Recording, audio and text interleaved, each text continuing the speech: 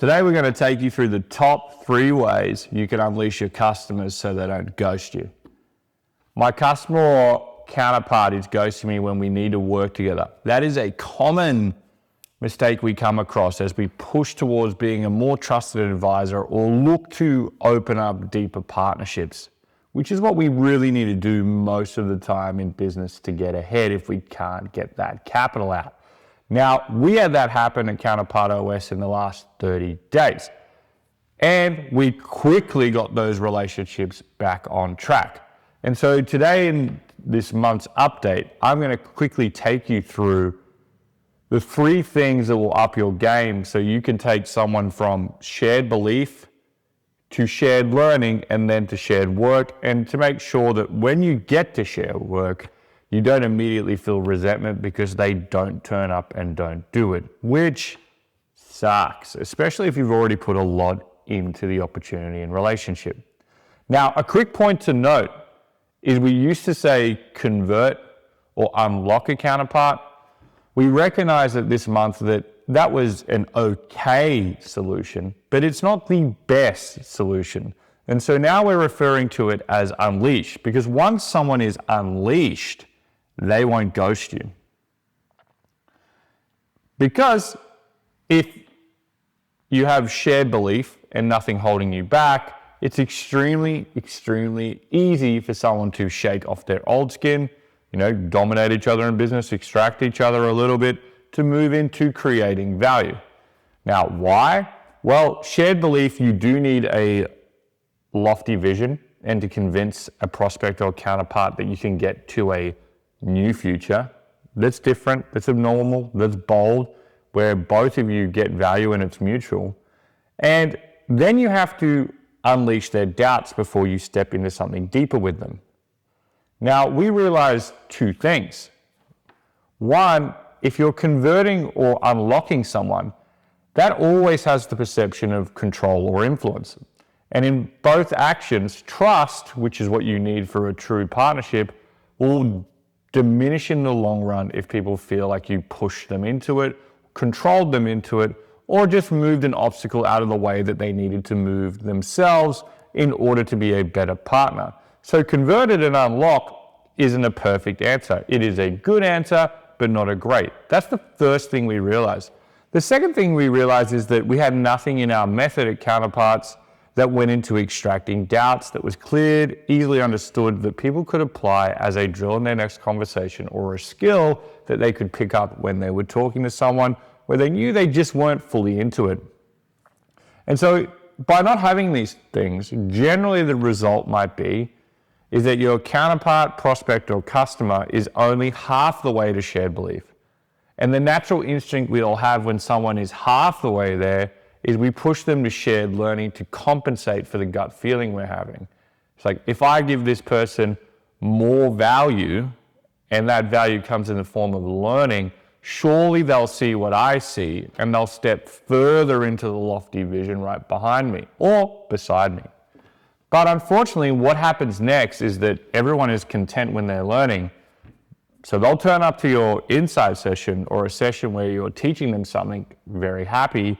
But when it comes time for shared work, like a collaboration document, getting the right people, building the business case, or really just asking them anything to do that could have some form of discomfort in order for the 2 of you to get ahead, they are nowhere to be seen and fall back into their normal fragmented mode that you didn't see when they agreed that the lofty vision was the right thing to do. And so if you don't get there, and I know I've been here at that time as well, is that I actually start to feel a little bit of resentment. 1, geez, I wasted a lot of time on that person. 2, how could I be so wrong? And 3, I must have looked like an absolute idiot sharing this huge aspirational goal, showing them how to do it, and it just really wasn't valuable enough. So now I'm pretty insecure, I've got it all wrong. Don't do any of those things. That is the genuine, natural response to doing it. And then once you get past that, you then hit them with way more follow-ups and way more value. And the problem with that is it's probably just landing on deaf ears, and you're further cementing some of the doubts they may have already experienced, because it's like, hey, this guy's got a lot of time and energy. what do they have to hide? So instead of doing some of those things, which we're going to walk through in a second, we're going to give you what those things are and some insteads to do instead. And so let's get into them. So the first thing you want to do when you've got someone halfway to shared belief is that you'll notice when you're running that sort of first meeting, that visioning meeting, you drop your vision, you ask them how it sits with them. They're really confirmatory, but they don't lean in to discuss it. And so it's like, oh, okay, they must just get it. Most of the time, if they're fully not leaning in, contending with it, it hasn't really lifted them off their seat because maybe there's something weighing them down. Now, what you're probably going to do is push towards that insight meeting and go, hey, maybe they just need to learn more. And what happens if I just provide them more value so they can understand the market more? They'll probably get there. That is a natural step to take.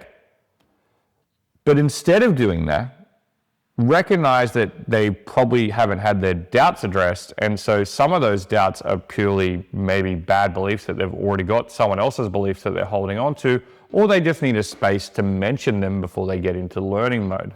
And so in what we want to do instead is we can share 3 different questions that can allow those doubts to come out before pushing them to the insight meeting to see if we're actually dealing with someone that actually has a human within them and not just some form of lizard. Here are my top 3 questions that you can ask if you find yourself in this situation. Instead of pushing for the insight meeting, you can ask, what are the uncomfortable truths you have seen that add weight to the opportunity that we just discussed? Or what are the uncomfortable truths we have seen that add weight to the missed opportunity? This is a great question to start with because it makes the market position the avatar and the market opportunity, not just the individual, which paves the way for a much softer question on doubts. If you want to go a bit bolder and you're feeling a little bit more courageous and that one just doesn't work for you because you don't want the answer to be too analytical, instead of pushing for the insight meeting, what you could ask the prospect instead is, here are my doubts I'm wrestling with. And you lay out all of your doubts, you provide some space, and then you see if they respond. If they don't respond after that sort of 7 or 30-second period, really wait the 7 seconds, you'll be surprised. You can go, are you wrestling with any of these doubts yourself, or have you already overcome them? Yet again, it gives a layer of protection so that you go first and allows them to jump up, presenting someone that may have not shared their doubts before an opportunity to do it. But my all-time favorite, up the gut, straight at the machine gun, is after they hear the loyalty vision, they lean in, and they don't lean in enough. They go, yeah, I get it. That's what I sort of want to head there too, but you don't feel anything. You can just go, look, I feel like you're holding back for me. What are some doubts you're facing as you confront that vision? It's just straight down the pipe and then give them the space to answer. Sometimes, just to note, naming the doubts is all that needs to happen in order to go forward. Other times, it's creating the space for the doubts to exist before pushing them into another meeting and working with them to contend with it. And sometimes you should just contend with it on the call. You'll get the feeling based off how much they lean into the question and how much they talk. If they talk a lot more, contend them on the call. If they're holding back, recognize that you're going to have to spend some time with this individual in order to help them feel more comfortable and trustworthy with what you're saying. So that's number 1. Number 2, this is a scenario that you can get quite often. You've presented the lofty vision, you've had a robust discussion, they've suggested the insight session, and they say, I will come back to you. I will go check a calendar, I will go find someone, I'll go work out who needs to be there, or just let me think about it. You sense excitement, but at the offer of the insight meeting, it's turned into anxiety. And they've probably contended with the lofty vision, they've probably given you their thoughts. And so rather than trying to do what we normally do in this situation, which is push the value of the insight meeting, it's effectively oversell its value in order to make it happen, or just repeat its value, do this instead. First of all, recognize that most people who exist in a bureaucracy or a large organization, or generally aren't in the entrepreneurial game, have had their ambitions diluted by the environment that they're in. And you've just shaken some of it out with that vision. So you need to give them some space to get there, knowing that they're not doing it at the moment, which is a big deal. And so what you can do is you can let the meeting finish, or you can do this right at the end if you think you have some time. And what you can do is you say, hey, I feel like I missed the mark and I really want the opportunity to connect deeper. This might be weird, but it's not. It's just that not many people do it. And so it feels unnatural, but asking someone to build a deeper relationship with them, if it's mutually beneficial, is probably a really natural human thing to do. And so when you do that, call out something that you admire about them and shake out what their life's work is. There's probably a reason they started where they were. There's probably something that they initially set out to do. And your job is to unearth it and then maybe encourage them to, hey, I can see you doing that. That simple form of encouragement and pushing them towards their life work allows them to go from having a fragmented personal and professional life to have a moment of renaissance to look back at themselves and go, you know, I could do that stuff. And that might be all you need for them to talk about their anxieties and then ask them about their doubts.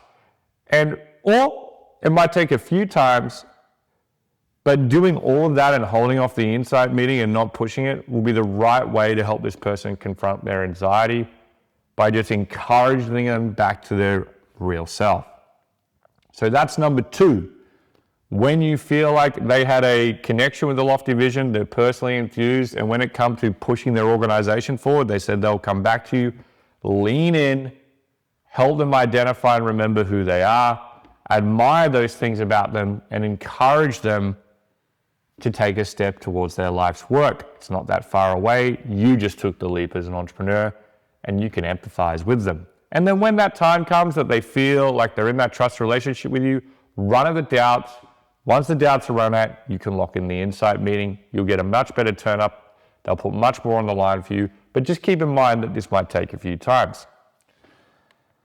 The last thing that's probably stopping you getting into shared work and not being ghosted is, in this scenario, you've probably had an absolutely great insight meeting. They brought people along, everyone was excited, everyone was enthused. The task was on you and your counterpart to work on what to do next and to collaborate on potential learning work in order to get more people involved to increase the deal size or the value of the partnership to make it more strategic. Or maybe you just needed to work on the business case. But they ignore your invite to shared work when you send the document. So, how to resolve this situation? Pretty simple. Send them a different document. Now, what you probably did in the first case is send them a highly polished document because first impressions matter. You don't know where the document's going to go. But unfortunately for you, for the person that you're working alongside, who you really only worked alongside for a little bit, you're pretty new in each other's lives. This is the first time where shared work really has become a thing. And so rather than doing that sort of an opportunity to invite them in, that position of strength of being highly polished has sort of pushed them away.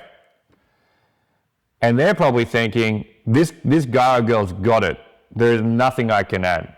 So instead of doing that, instead of sending a highly polished document, and if you've already sent it, just reset it and say you missed the mark. What you do is you go raw and embrace the messy and unfinished. Send them a messy and unfinished document with the key components, leave comments, don't format it extensively, ask direct questions in that document of your counterpart and their team, share it early, share it fast, and then move them to text on your phone. All of these things is how they work with their peers and their colleagues.